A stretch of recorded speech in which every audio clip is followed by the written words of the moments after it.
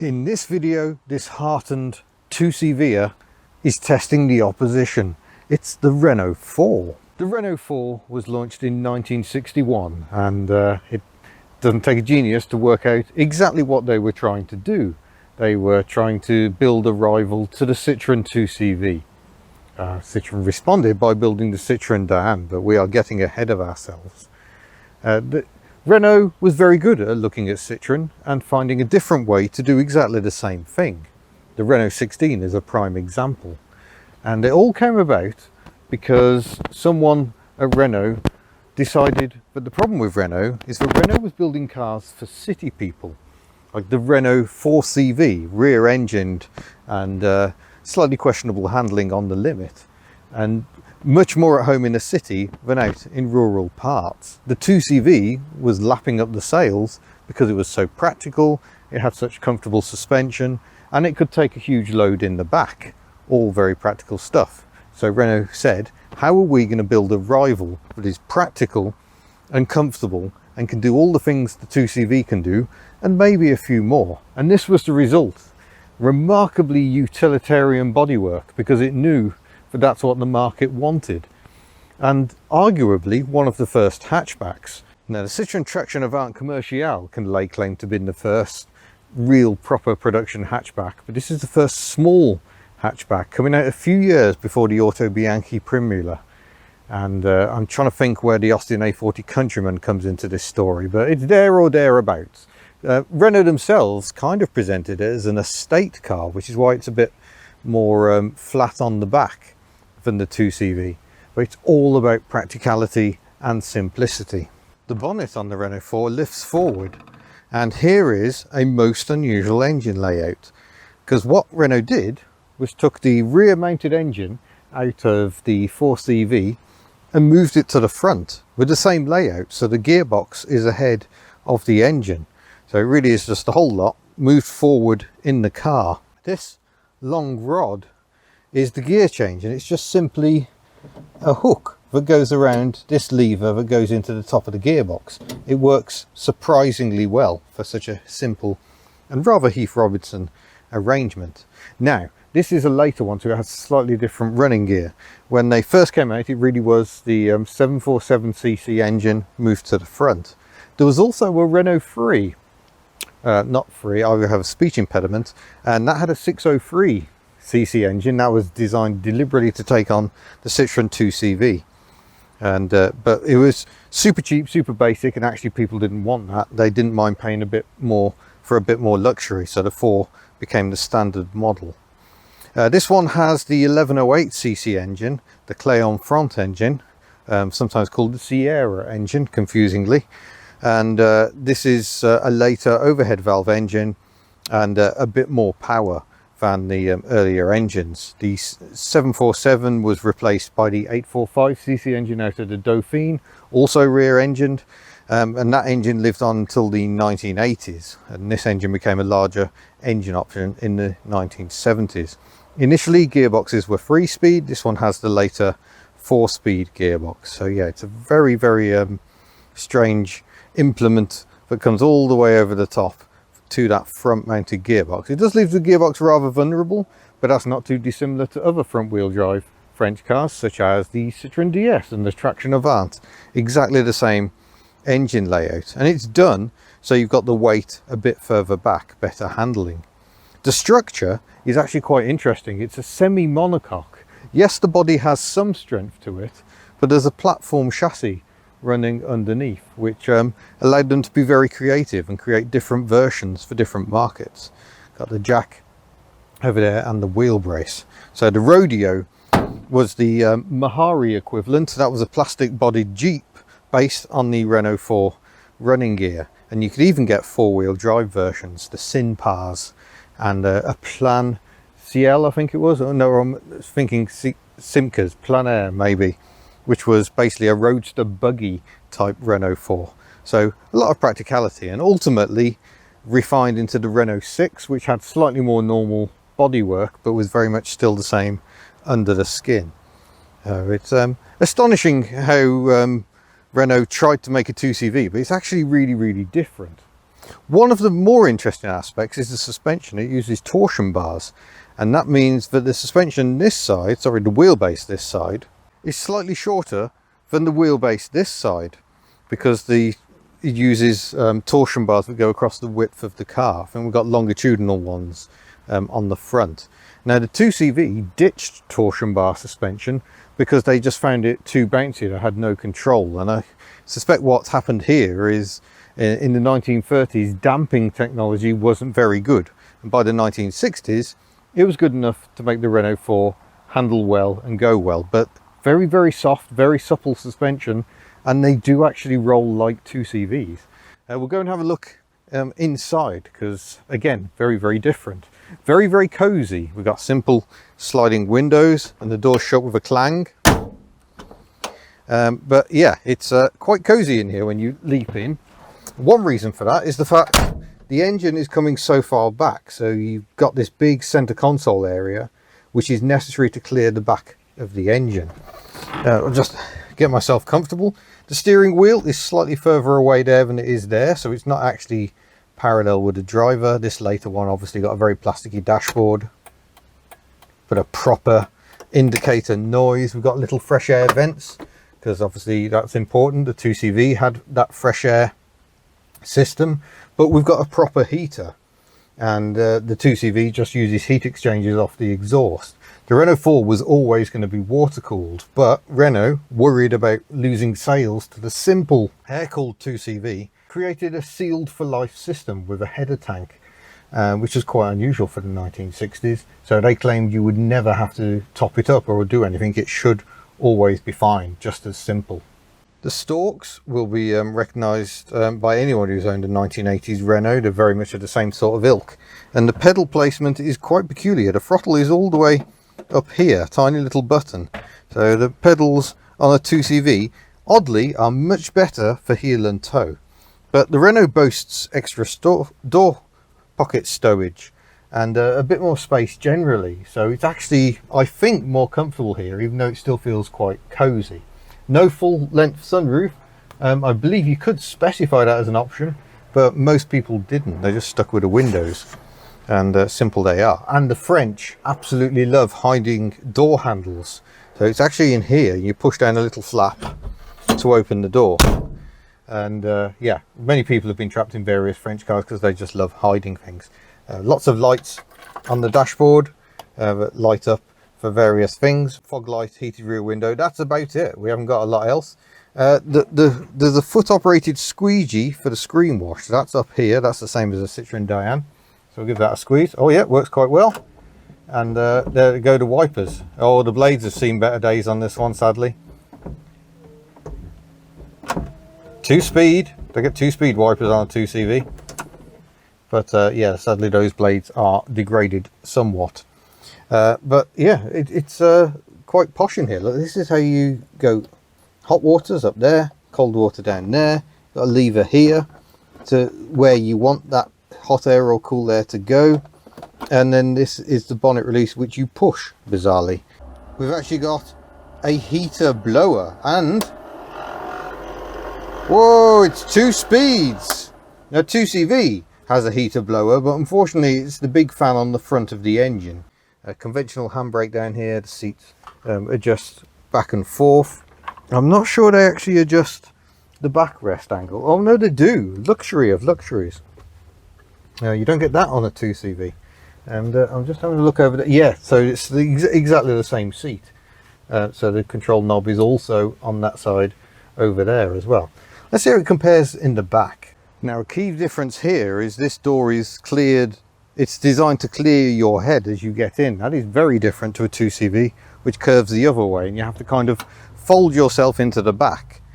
So I shall get in behind me. Oh, it's a bit tight for leg room. Oh, there's a sign on the floor I don't want to tread on. And we're in. But good headroom. It's just the leg room is a bit pinched there for what is, it feels like slightly larger car than the 2CV. And to be honest, I don't really fit in the back of a 2CV either. But yeah, the fact the roof doesn't come down leaves me with plenty of space. More luxuries denied to 2CV as reverse lights. How very, very fancy. Tailgate pings up like so, and has this locking mechanism there. So that's better than the 2CV, because the 2CV has a fixed rear window generally. There's a little parcel shelf here, which it looks like you've got to lift out. Seems about as practical as a GSA one, i.e. not at all. In fact, I don't think it does lift out. I think it just folds down with the back seat. I have a car cover in this example, but yeah, look at the floors.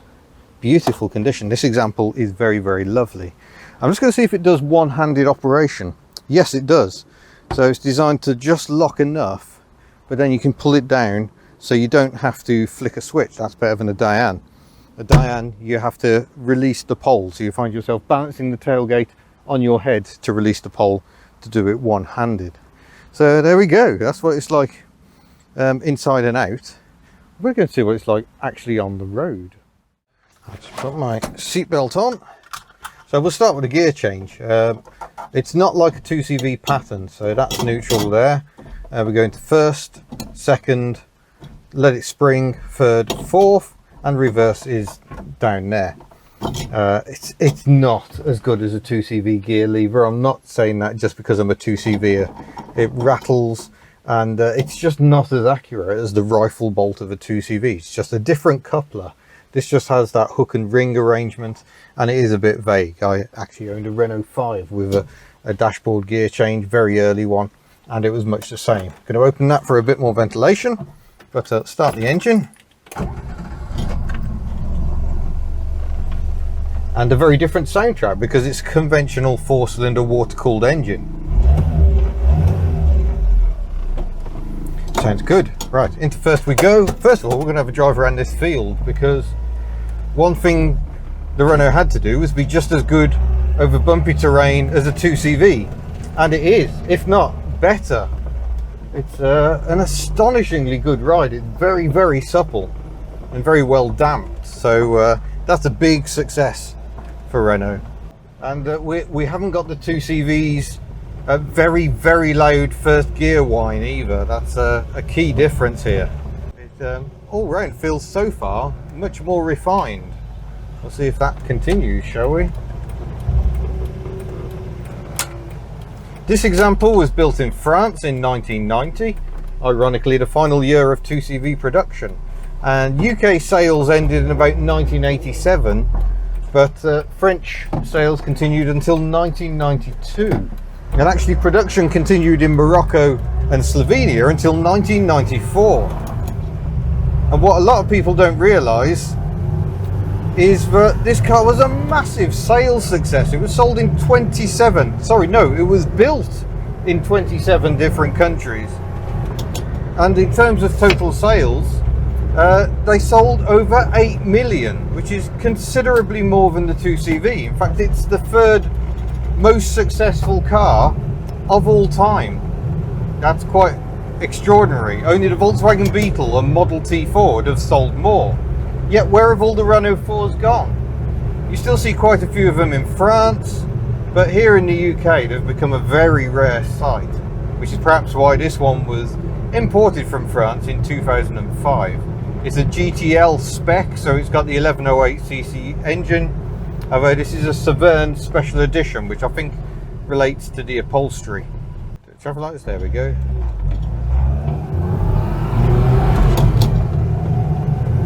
Yeah, it's not a quick car, but compared to a 2CV, I think it has the upper hand. There's a certain amount of road noise coming through, because there's very, very little sound deadening and an awful lot of painted metal. But it feels, yeah, very pleasant. I don't like this offset steering wheel though, that isn't actually straight in front of me. That's very, very bizarre.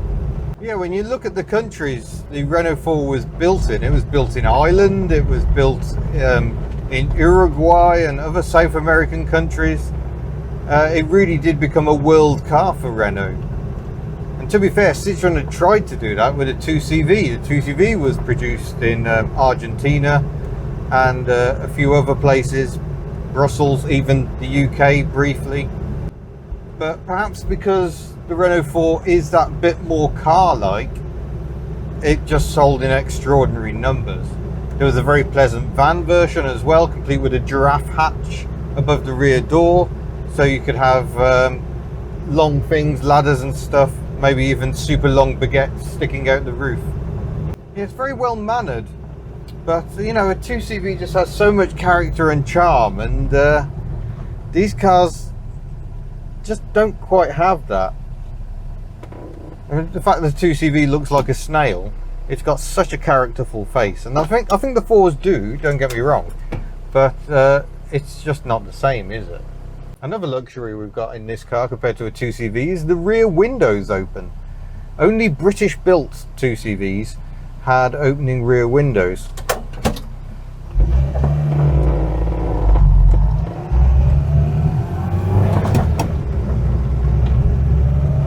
Yeah, very simple gear change.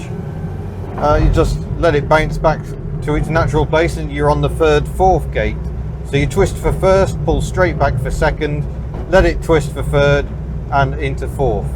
Could not be simpler really, although still conservative British buyers might have found that a bit weird. And I will say this is a better window solution than the flappy windows of a 2CV. That was never going to be the best solution. Oh, another key difference, synchromesh on first gear. I mean, generally that gearbox feels a much more refined unit than the 2CV one in terms of noise, but of course the gearbox is so far away as well. Also, unfortunately, the interior mirror gets right in my way. Whoops, hello, where's this van going? Apparently going to use the middle of the road and both lanes to go right. That's impressive work, sir. Oh wow, and now he's pulled out in front of a truck. That's just incredible.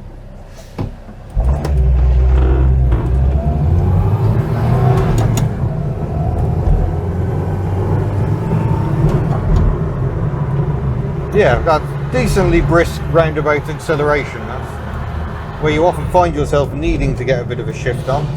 It does apparently do that. But yeah, ultimately acceleration is still rather leisurely, even with this larger engine.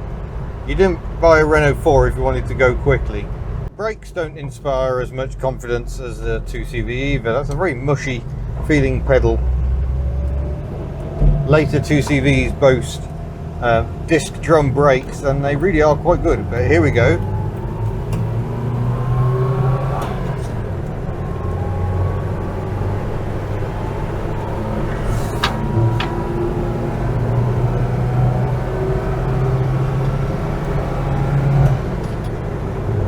We're closing in on 60 miles an hour.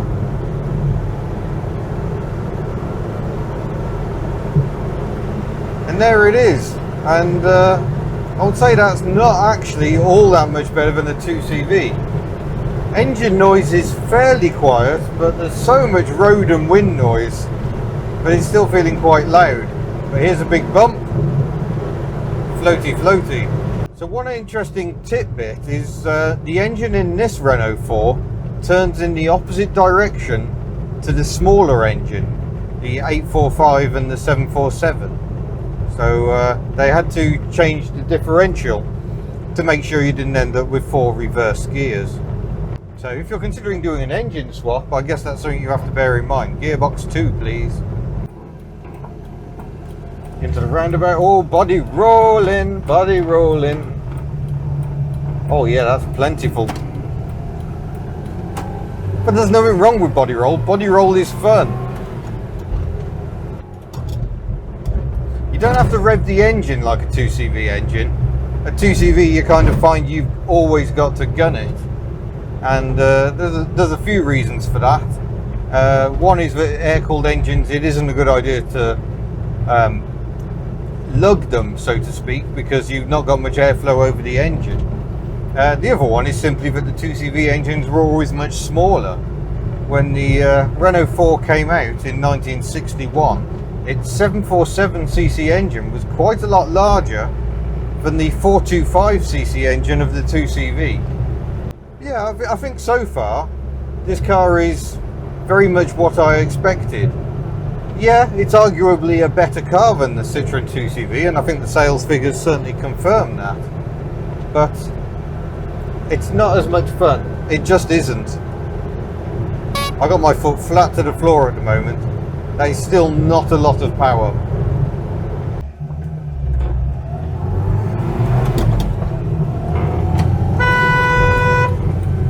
Look.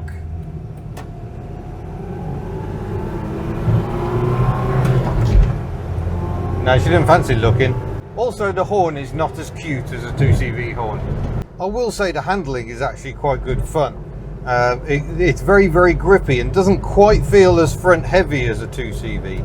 2CVs, you really do feel that engine weight on the front axle. This feels a little more balanced. I'll try and demonstrate on this roundabout. So as we pitch it in, it does roll, but it seems to grip quite tenaciously actually. Incredibly, that is the first time I've driven a Renault 4 on the road, and I'm very glad to have finally done that. It's been far too long. I think ordinarily that would be a very likeable car for me, but I cannot help but make comparisons with the Citroen 2CV. And is that a car that's going to coax me out of my Citroen 2CV? Not a bit of it. 21 years I've had that 2CV, and I'm not about to swap it for a Renault 4. But I am not most people. I'm definitely not ordinary. And for ordinary people, I think this car was everything they wanted the 2CV to be. It's just that little bit less weird, and it's a little more practical. You haven't got kingpins to faff about, and yeah, it's just an ordinary engine. It makes a lot of sense to a lot of people, and it's a great car. The ride is astonishing. People think Citroen are the masters of ride control, but I'll tell you what, many 60s Renaults, especially the front wheel drive ones, are remarkably comfortable. I'm waffling. That's a great car. It's for sale with Chevronics for £6,795. Seems to be in lovely condition, and it drives very nicely. Thank you very much for watching. Don't forget you can head to the store and buy lovely Hubnut merchandise, and I look forward to seeing you in a future video. Farewell.